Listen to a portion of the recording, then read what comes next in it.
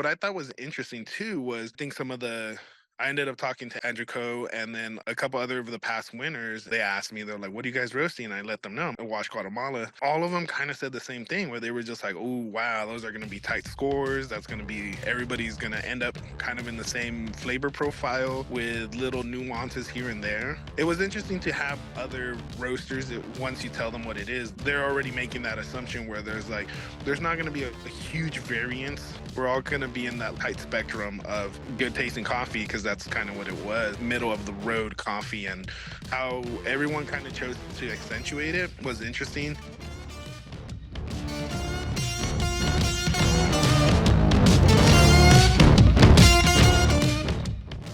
Cuevas. I have been roasting coffee for about 10 years. I've been in coffee as far as a barista for 15 years on and off. At the moment, I'm not working for anybody, but I just did 10 years working for Black Oak Coffee Roasters.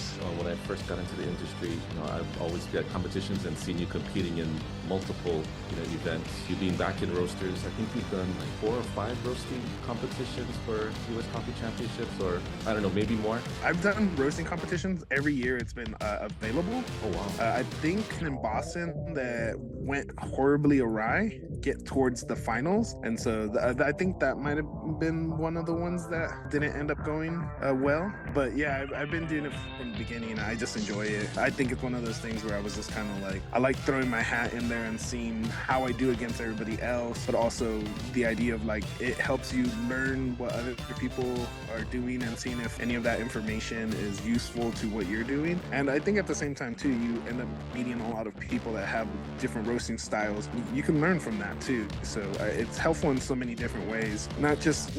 The goal isn't only to try to win some sort of award, because it shouldn't be about just trying to win. Because I think I always tell people only one person's going to win, and that doesn't mean that the rest of the people lost, right? So as long as you gain something from it, I think it's super beneficial. And especially the connections kind of coming off of this not working for a company at the moment, and then having questions for anybody else, and then having everyone being so open and free with their information. To me, those connections are super helpful, and I think that's really what came out of these competitions. And yeah, the winning is fun. I think that the connections are the most important. I agree, and I can't believe you've done almost every roasting competition there is since it's begun. So kind of reflecting back on qualifiers this year, it almost felt like a mini national competition. Everything was done, in Houston. Can you kind of talk about your experience at qualifiers this year? I think this qualifiers was kind of way nicer to me. It was those things that what really matters are more scored better or higher, just because my speeches have always been really bad, and my cupping scores have always been really good. There's been points where I'm like, I really don't know what the judges want, and the judges can't really sit there and tell you exactly what they want to hear. Like you could find maybe other coaches, and at the same time too, you talk to some of the past winners and they're like, this is what I think they want to hear. Sometimes it isn't exactly, they didn't nail it for whatever reason in the second round, and it's the same thing too, where sometimes what they wanted to hear isn't the same as the next year. So it's always been kind of tricky as far as the speeches, but now the speeches they're not being included. A lot of it is just like now your roast plan, your tasting notes, and your cup score is really what's driving who's taking these awards. And so this year I felt like a little bit more relaxed without having to give a speech the night of. I'm writing it on some sort of piece of paper that I find, trying to wing it and trying to be like, okay, what did I do and how to explain it, With the coffee itself, I mean, you've been in the industry for well over a decade. How was your experience roasting the I think it was a Guatemala? Yeah, this was, what was interesting is that, so this is probably one of the top 3 coffees that I would say like that we've had as far as that we've been given as competition, just because sometimes we've gotten some real difficult ones to work with, and this was up there. This is in the top 3. It was, you didn't have to think too much about it. What I thought was interesting too was, I think some of the I ended up talking to Andrew Coe and then a couple other of the past winners. They asked me, they're like, what are you guys roasting? And I let them know. I watched Guatemala. All of them kind of said the same thing, where they were just like, oh, wow, those are going to be tight scores. That's going to be, everybody's going to end up kind of in the same flavor profile with little nuances here and there. It was interesting to have other roasters that once you tell them what it is, they're already making that assumption where there's not going to be a huge variance. We're all going to be in that tight spectrum of good tasting coffee, because that's kind of what it was, middle of the road coffee. And how everyone kind of chose to accentuate it was interesting. I went super fast, saw some people go super slow. You know, as far as my coffee, it was super light compared to like a lot of people. We did the color score. Mine was like 94, which is super light roasted coffee. I was talking to everybody else and they were like, oh, I'm hitting 88 on my color score. I was just like, maybe I did something wrong when I did my color reading, and I just roasted it really fast. I was trying to accentuate some of that fruity citrus flavor notes, and I wasn't really going for body and sweetness, because this year, looking at the cupping scores, there wasn't a multiplier for body and sugar, which normally that one gets twice as many points. I could be wrong. I also don't look at rules and the sheet very well, so I just kind of did what I was going to do. My mentality was, I don't care where I place. The goal is always get to the finals. I never aim for first. If I know 16 people are getting in, I'm aiming for 16th place. And so to me, that was kind of the goal. I accomplished what I aimed to do. And then like this next round is kind of be a little bit more serious for me, but as serious as I can be, I guess. I believe you are also a former Cup Tasters champion too, right? Was it like 2017, 2018? 2017. 2017, yeah, that's right. I think it's interesting because I feel like some people's, their move was win a championship and then go into coaching. With Cup Tasters, not so much. I could be a Cup Tasting coach, whatever that would mean to anybody. With roasting, I can kind of see people would be kind of like, if you win one, step away from it, because if you can't repeat what you did, like what happened, what was that, a fluke? Or, because to me, I think that's the thing too, where I feel like my modesty allows me to say that like I got lucky that year. I wasn't expecting anything. It was my first year competing ever in anything for the SEA. Accidentally chose right multiple times, and everybody's like, they can't let me say that because they're like, no, you're good at it. But then I'm like, well, I haven't repeated it. Lots of stuff goes into it, like, because the first year I had no nerves. Every year after that has been a little bit of not anxiety, but a little bit of nerves of like, have to repeat it to prove it or whatever reason. At the end of the day, it's super fun and I love doing it, so that's why I do it. So there is no like this, I'm trying to regain something like that. So there is no like that feeling. But yeah, to me, I'm just like, I'm okay at a lot of things. I think my persistence is what really allows me to get some of these wins and awards. So I don't know, that's how I see it. Well, obviously a lot of people know who you are, but do they seek you out to ask for advice, about their first time competing, getting into roasting or getting into Cup Tasters? Like, how has that been in your journey so far as a coffee professional? Yeah, I totally love it, because I always said that for me,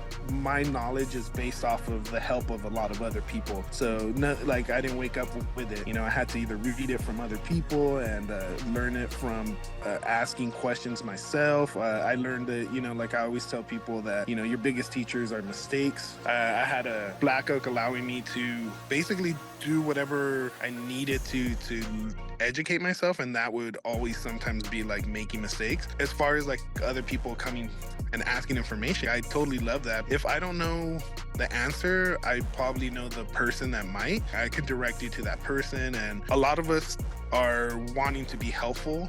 Everyone's just kind of like, oh, I think the next logical thing would be either you start your own roastery or you become a consultant. It's one of those things where it's like, I don't see myself being that person who believes in themselves to be like, oh, I'm going to be a consultant. I'm going to travel around and teach people because I feel comfortable that I know what I'm doing. So that one's like a tough thing. But like people reaching out to me and then me replying to emails or replying to text messages and Instagram messages, like I'm completely open to that, because it's such they don't have to pay me and I'm just talking. And if they want to hear what I have to say, then completely free, charging for it. I'm just like, oh man, now there's a level of like, I have to make sure that the roast is good and all sorts of things. That there's levels of like, this is what they should know, and so I got to create an educational program, and all that stuff is a lot of work. And so instead, I just like talking for free. If anyone wants to hit me up, I normally think that's kind of how we learned a lot of our roasting stuff. I just try to pay it forward and try to help out as much as I can. No, that's terrific. I see you, at all of these events, and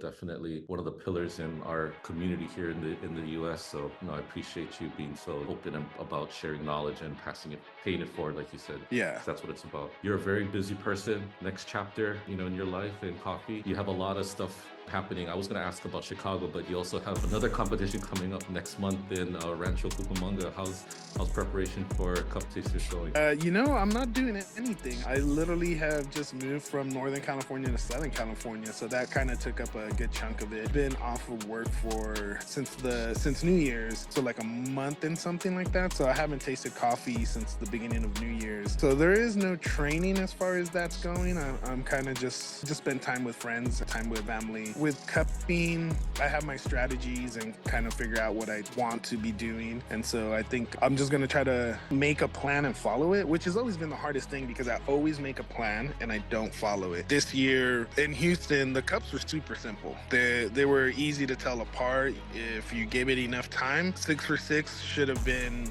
something that a lot of people should have got. I didn't. I rushed them, I got excited. I was like, all right, I'm going to just burn through them if they're as easy as I think they are. And I went through them. I felt confident about most of them. And at the end of the day, that wasn't so. But that's always kind of what not following the plan has always been my detriment, especially in latte art competitions, because I'm going to go simple. And then all of a sudden, I'm like, I'm going to do something ridiculous at the last minute, because you kind of psych yourself out. For the cup tasters, there was 2 really fast times. You saw a lot of 5s and a lot of 6s. And so it was just kind of like, all right, so what do you got to do? You got to be like a good time, a good 5, a good 4, or a perfect 6 in whatever time, because the perfect 6 is probably going to move on. But then there was also, that anxiety of like, oh man, if too many 6s get in, then you have to hit a 6. And then I think I was told 24 cup tasters were going to move on. So then that changes a little bit of what we're all shooting for. As far as practicing, I just kind of try to remember what coffee tastes like, I guess. I think you're really good at just getting back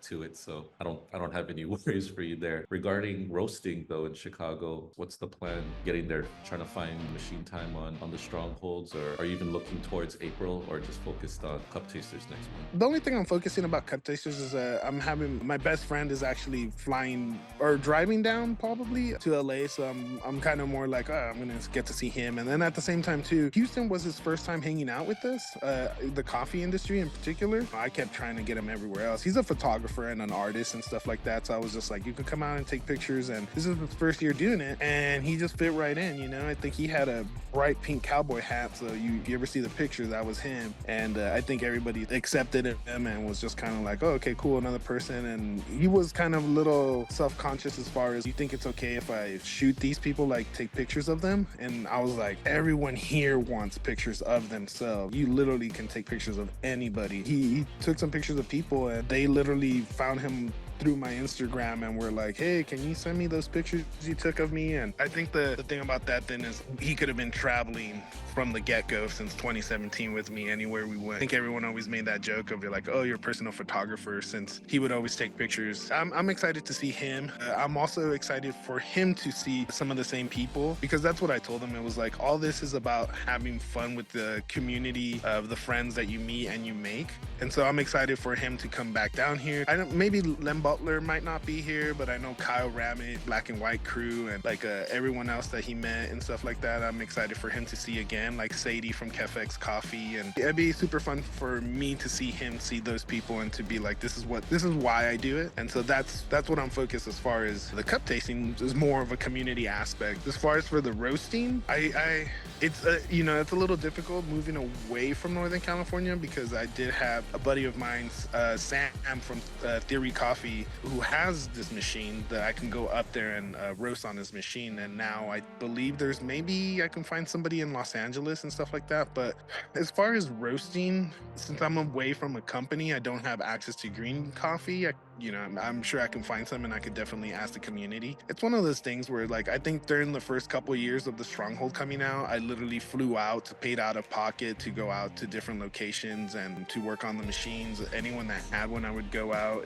For Chicago, I know that if we schedule time ahead of time, I can get there a day or two ahead of when we're supposed to be there and get some roasting time. But I found kind of what I like to do, and yes, a little bit more roasting time would be helpful, but I'm just kind of just wait till the green coffee is announced, and then after that, create a roasting plan for what I want to do. If I can find some time, I'll take some time, but I don't feel like I necessarily need to. It's just kind of more of what I think I want to accentuate with the roasting and how I will do that with the machine. And I feel like I got a pretty good idea, and so I'm comfortable with their machinery too. Last question. Looking at who made it to Chicago for roasters, most, if not all, have competed, at nationals before, yourself included. How was it seeing everyone competing in qualifiers? Did you have time to catch up with everyone, or was it just focusing strictly on? Well, you were doing 2 competitions as well, so did you have time to kind of connect with everyone while you were roasting? Yeah, like we all met up at the hall the day before, so we all kind of ran into each other. I think there was most of the people were familiar faces. I think there was a couple new ones. There was a couple that had been there, but I have a bad memory, so I was just kind of like, I wasn't sure if they've competed, but I know that talking to them, I was kind of like, I tried to give some people some advice and chit chat with them. This year, it's always difficult just because there's only so many people that are going to go on, and I think without getting like a super clear briefing after the competition as far as like what happened, what did you think, I think it's difficult to have your coffee scored without you tasting it. Like, we taste them in our presentations through Cambros and through brewed coffee process, but we all know that doesn't necessarily reflect what the cupping scores were, because the cupping tastes different than what is brewed. And so sometimes people are left kind of feeling like, I don't know, like what happened, and want to ask questions. And this year, I think every year the roasters always take a good amount of time to tabulate their scores. This year, I think they should get an award for the amount of time it took this year.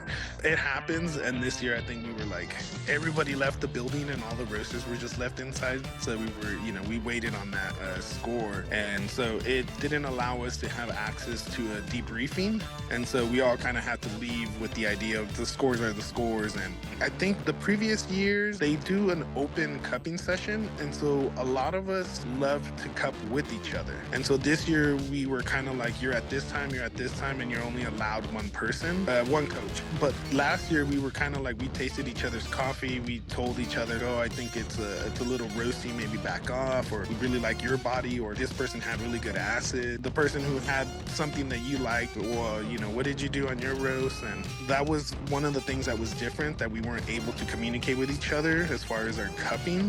I personally like it, and I think if everyone feels comfortable with discussing that. I don't know if some people don't like it and don't want people to communicate with each other as far as that goes. Maybe too much of a click thing, or I don't exactly know, but